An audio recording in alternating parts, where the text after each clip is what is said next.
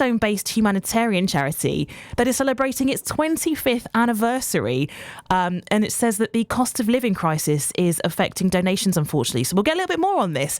Hope and Aid Direct has so far distributed more than £250 million worth of aid around the world, from the Balkans to Ukraine.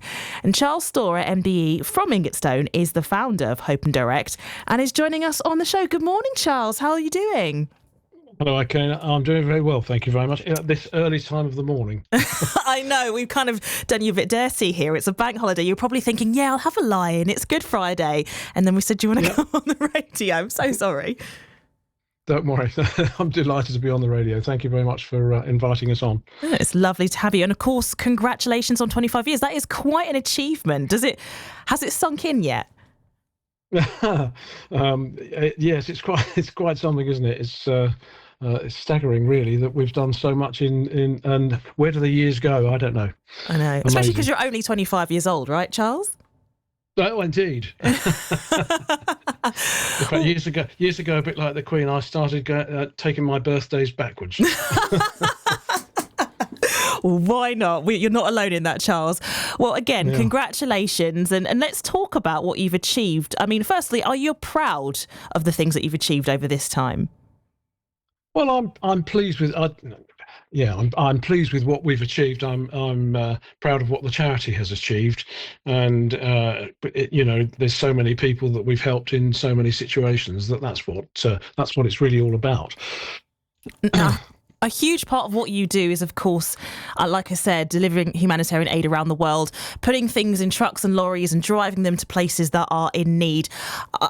I can only imagine, Charles, the looks on people's faces and the impact that you've had. You must have some incredible stories of your impact on others.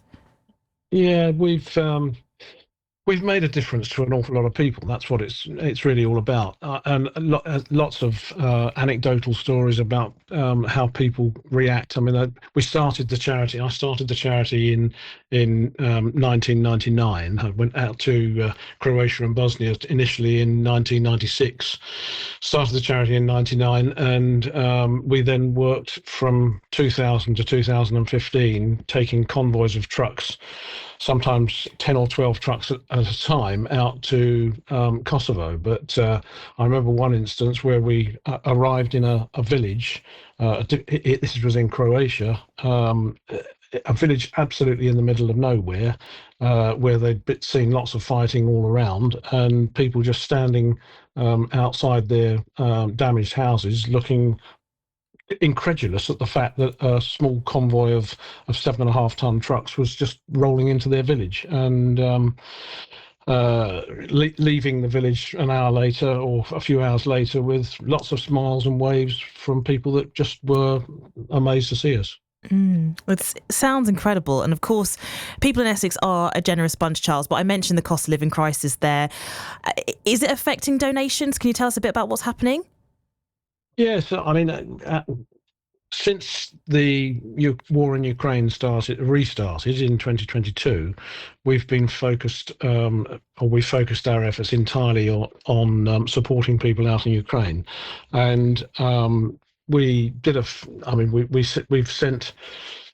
send aid over to Ukraine in Ukrainian trucks that come here full of commercial goods, and we fill those articulated trucks and send them back. We've sent a staggering 80 articulated trucks since 2022, but when that happened, we put an appeal out on our website and through social media, and because there was so many people affected by what was going on in Ukraine, that wanted to help. We had an increase in fundraising, which was almost unprecedented, but that has slowed down, and it's completely understandable. The giving for these sorts of things does wane when the interest, after a while. So we have to work at it. We have to work at it hard, and cost of living crisis is affecting everybody.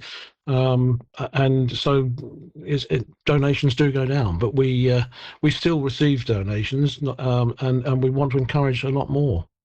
We need to encourage a lot more. I was going to ask you, Charles, when did you first sort of start to notice that the donations were dropping off?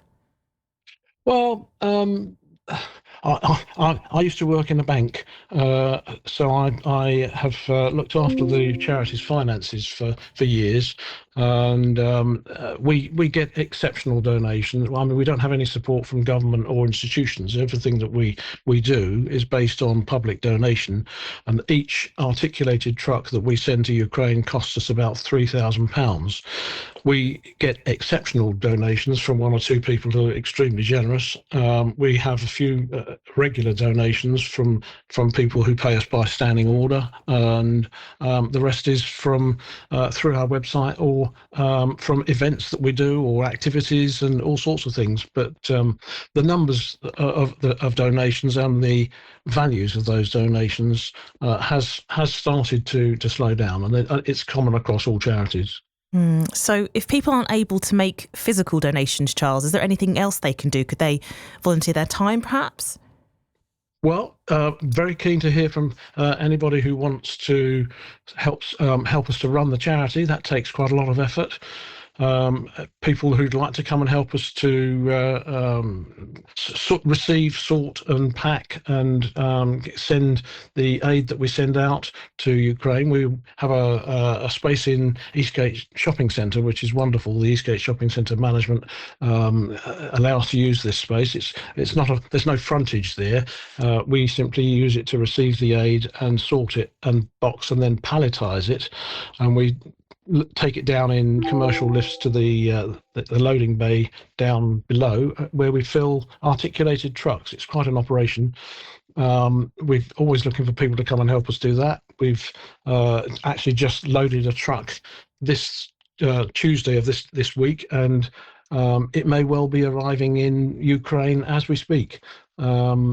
We need people to help us with that, and we need people to help us with all sorts of administration and fundraising and all of those sorts of things. So anybody can get in touch with us, and our details are obviously on our website, Hope and Aid Direct.